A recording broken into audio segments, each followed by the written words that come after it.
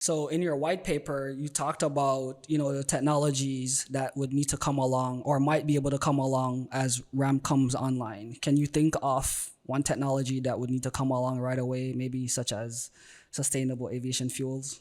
In my opinion, I think when looking at SAF and looking at hydrogen fuel cells and of the like, I think a lot of those technologies are great for larger aircraft and the existing traditional aviation systems, single aisle transports, et cetera. I think it's great to push those there. I think for regional air mobility and what it needs, I think electric makes sense right now. I mean, current battery technology, you could create a 5-passenger conventional takeoff and landing flying 200 miles with an IFR after that reserve. I think you've got a tremendous opportunity to start to roll this out rather quickly. And I think if you're asking for a single technology, I'm obviously incredibly biased.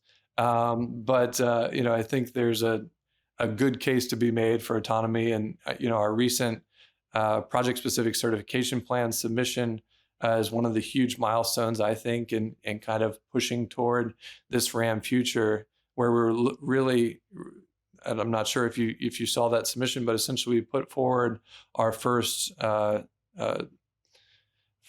it's the first ever certified standard uncrewed aircraft system to be working with the FAA and looking to get that certified very quickly in order to commercialize this autonomous aviation technology. And so I truly feel like that is one of the biggest steps in being able to, as I mentioned earlier, not have such a rigid route structure, but have more of those flexible assets. And I think there's other things on the battery side of, battery technology, right? Today, maybe 200. Let's get the full 500, right?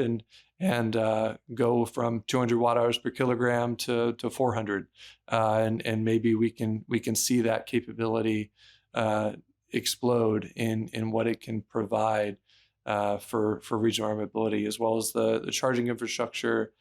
In the paper, we talk about microgrid solutions and installing solar on airport grounds.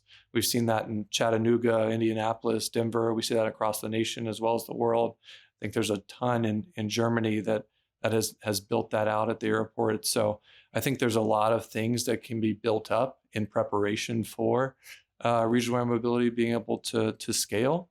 And as well as, something that comes up pretty frequently is this kind of first and last mile, right? And creating the solution where it's a seamless process. You're booking one thing and you're able to get the full trip to your final destination. I think a lot of these things coming together to pull this right solution in that makes it, gets it to that point where it is accessible and affordable to the masses.